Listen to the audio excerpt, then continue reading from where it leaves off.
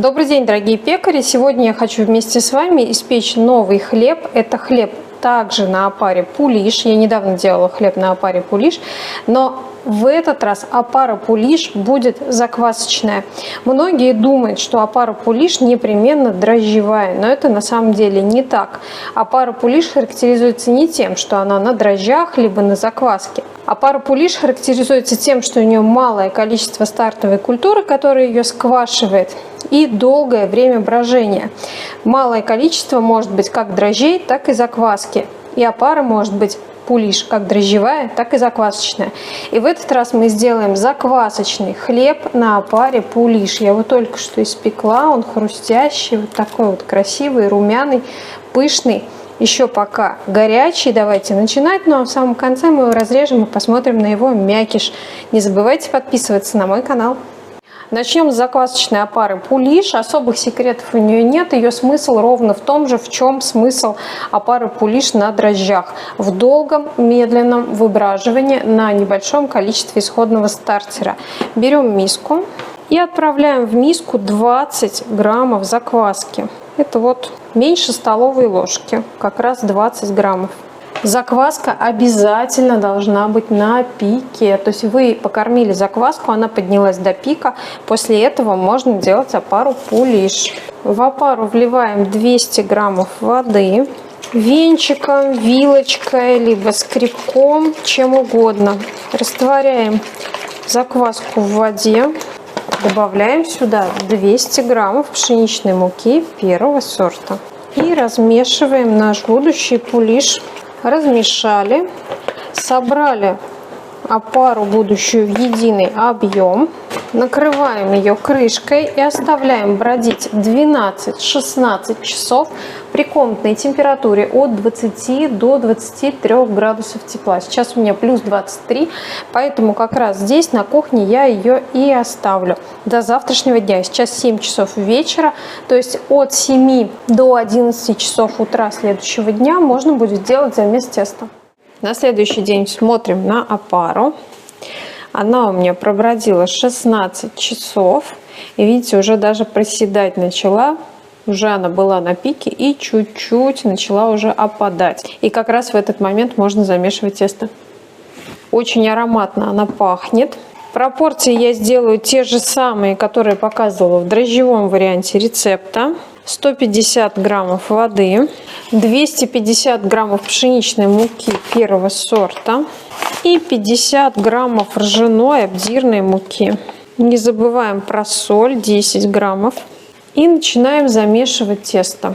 Напоминаю, что у теста есть определенные стадии замеса. И сейчас мы делаем первичный замес.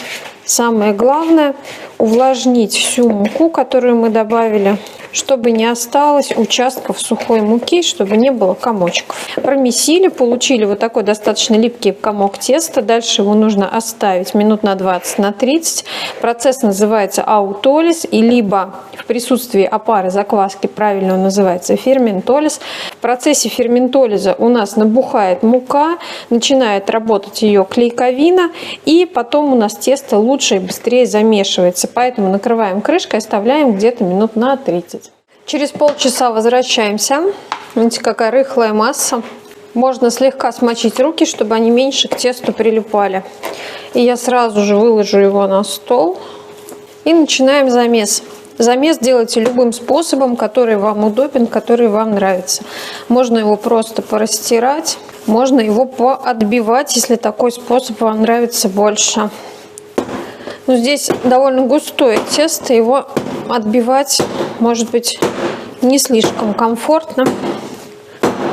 Поэтому самый простой способ замеса – растирание. Технику я его показывала. Вы можете посмотреть в отдельном сюжете, где я подробно объясняю, как тесто мы растираем. Продолжаем замес до того момента, пока тесто у нас не приобретет гладкость. Обычно это занимает минут 7, может быть 10. Если вдруг тесто у вас сразу не замешивается в гладкое состояние, можно оставить его на паузу минутки на 3-4 и потом домесить. Ну, смотрите, я домесила тесто. Такое вот оно у меня вполне гладкое, меня устраивает. Будем еще делать обминки. При обминках текстура теста улучшится еще. Миску смазала растительным маслом, чтобы тесто не прилипало и чтобы ему было легче подходить. Оставляем на полчаса. Через полчаса делаем обминку. Чтобы тесто не прилипало к столу, смачиваем стол, смачиваем руки. Выкладываем тесто и делаем ему растягивание. Распластываем его на столе, потянем на себя, завернем, потянем от себя в одну сторону, в другую сторону. Первые пузыри, кстати, уже видны. Тесто начинает бродить. Округляем и возвращаем в миску. Через полчаса сделаем еще одну обминку. Делаем еще одну обминку через полчаса. Точно так же смачиваем водой стол, смачиваем немного руки, вытаскиваем тесто. В отличие от дрожжевого, пока брожения еще явного я не вижу. Потяните хорошенько тесто, сложите, потяните в другую сторону, влево, вправо, округляем. Вообще текстура теста мне очень нравится. Зря сказала, что не вижу брожения. Вижу, пошли пузыри. Оставляем тесто в миске при комнатной температуре. Сейчас у меня плюс 22. Примерно на 2-2,5 часа. Тесто у меня пробродило 3 часа после последней обминки. Смотрите, какое оно стало. Оно все играет. Красота. Сейчас будем делать предформовку. Подпыляем немного муки на поверхность и немного на стол. Выкладываю тесто. Смотрите, какой пух. Абсолютно пуховейшее, шикарное тесто. Смотрите, важно, чтобы при предформовке не было слишком много муки, и чтобы она у вас не попадала вовнутрь. Делаем легкую дегазацию. Так, большие пузыри у нас уходят. И дальше делаем округление. При округлении тоже прижимаем вот такие крупные пузыри, выпускаем их. Округляем тесто. Оно пищит. Слышите? Пищит, пузыри большие лопаются. Снова чуть-чуть муки. И оставляем на отлежку на 10-15 минут. После отлежки приступаем к формовке. Опять же на тесто немного муки. Переворачиваем заготовку. Можно еще раз дегазировать, убрать большие пузыри. Формовать буду своим любимым способом – пеленание.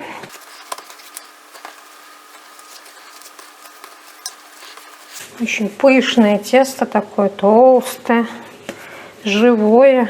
Прекрасно оно себя ведет, замечательно выглядит. Берем корзину, укладываем швом вверх. Все, дальше остается только накрыть пленкой, оставить на расстойку до увеличения в 2 раза. Займет это примерно 1,5 часа. Хлеб у меня подходил, как я и сказала, 1,5 часа. Смотрите, как красиво вырос. Подготовила все, чтобы удобно было. Выкладываю на бумагу на лопату. Какое играющее тесто, смотрите, какое. Беру лезвие, делаю надрез. Духовка у меня разогрелась до 250 градусов. Моя гусятница грелась вместе с духовкой, естественно, в течение 20 минут. Выкладываю хлеб в посудину. Беру горячий корпус от моей гусятницы, накрываю, отправляю на выпечку на 15 минут. Через 15 минут нужно снять колпак. Ох, уехал он у меня немножко, но красивый. И отправляю его допекаться еще на 20 минут. Хлеб у меня допекался еще 20 минут. Забыла вам сказать, что при температуре 210 мы его допекаем. Такой получился красивый, с большим раскрытием, с гребешком чуть толстоватым. Если толстоватый гребешок, это значит, что угол был не очень острый. Надо как бы подрезать корочку, а я немножечко вглубь резанула, и получился вот такой не очень острый у него гребень. Но все равно хлеб красивый, удачный. Убираем горячую посуду, оставляем остывать на решетке. Смотрите, хлеб у меня полностью остыл. Он вот такой мягкий, мягкая у него корка, тонкая, красивая, хрустящая. Давайте его разрежем. Кстати, меня часто спрашивают, почему трещины вот тут на корке появляются. Они неизбежно появляются, потому что когда хлеб остывает, по законам физики корочка у него сжимается при остывании и появляются трещинки.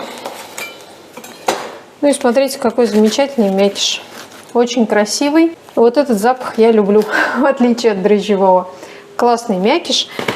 Тесто довольно плотное, невысокой влажности, поэтому у нас небольшие вкрапления крупных пузырей. Ну а в общем и целом мякиш однородный, красивый и довольно мелко пористый. И вот такой замечательный хлеб на закваске, на заквасочной опаре Пулиш. Ой, если вам понравился этот хлеб, ставьте лайк, обязательно его сделайте, подписывайтесь на мои каналы, приходите в Телеграм, будем с вами общаться, обмениваться фото и видео. И продолжим с вами печь и испечем еще много всего интересного.